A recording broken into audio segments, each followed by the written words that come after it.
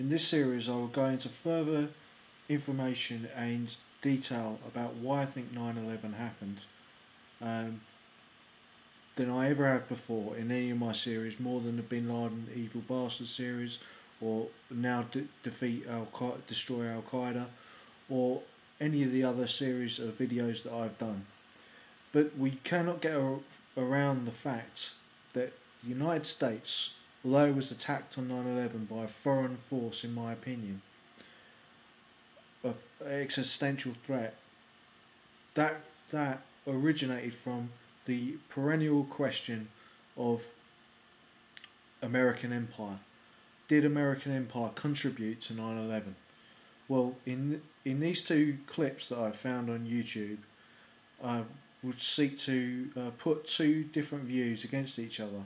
I'll have to give Michael Schuerer slightly more time than Niall Ferguson, but they have conflicting belief systems about how to deal with the threat of radical Islam. Niall Ferguson will speak for empire, while Michael Schuerer will speak for a non-interventionist foreign policy. So therefore you have really the two advisors of the presidential candidates of the last presidential election, that was Ron Paul and John McCain. You have the different policies debates, but there are some similarities, including on the case of whether we should get off energy. Both Ron Paul and John McCain did agree on, and so did Michael Schuerer and Niall Ferguson, agree that we should get away from oil, and they Arabian oil, and so do I.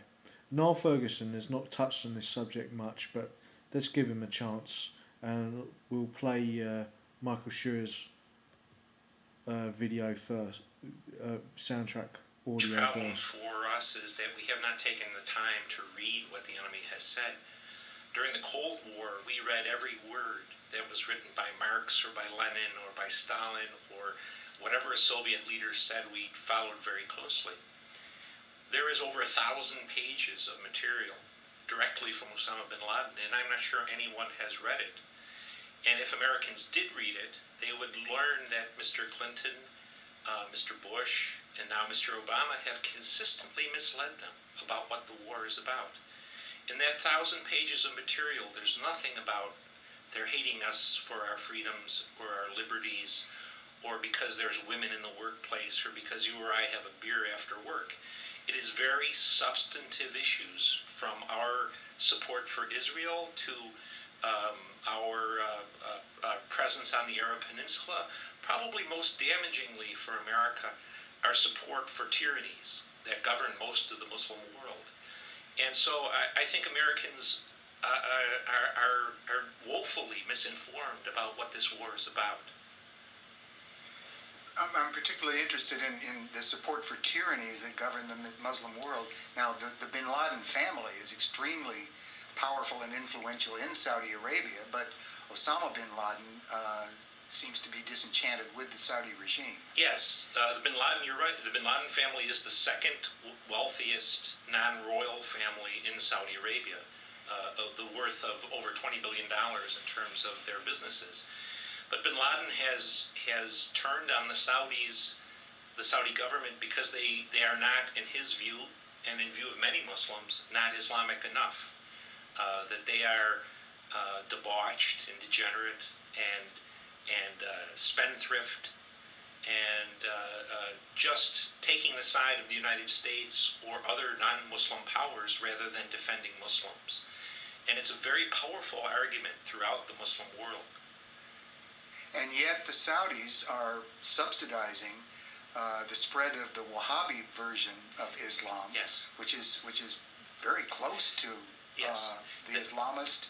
It's a little difficult to understand, I think, for Americans because they don't have access to a lot of what is available. The government has not put into one repository what the enemy has said. The Saudis, Osama bin Laden is not an aberrant personality in the Saudi culture. He is the poster boy for their educational system. He is what they want their young people to be. But going beyond that, Osama bin Laden is basically, and his allies are defensive fighters. They believe that we have intruded into their world through our presence on the peninsula or Iraq or other places. And their fight is basically to evict us. The Saudi government and the Wahhabists in the Saudi establishment are imperialists.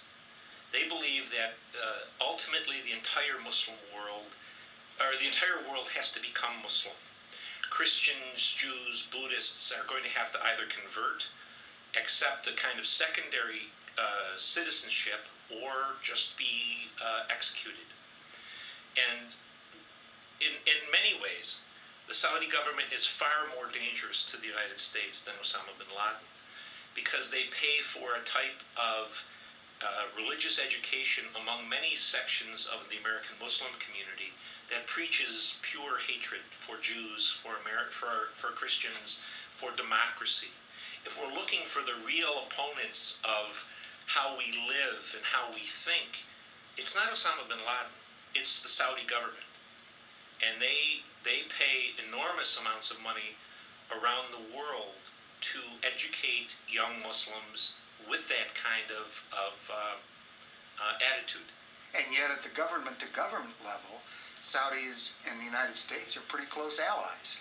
Well, certainly that's what American presidents want you to believe. When the Saudi king comes to Washington, you'll see the president of both parties, whether it's Mr. Bush or Mr. Obama, holding hands with the Saudi president as they walk through the Rose Garden at the White House.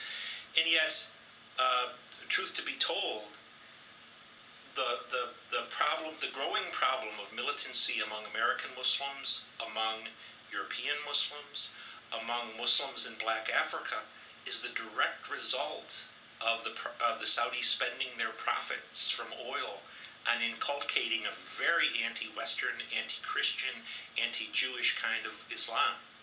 Do you think it would be useful to change American foreign policy so as to reduce our footprint in Muslim countries, especially the Arab Peninsula?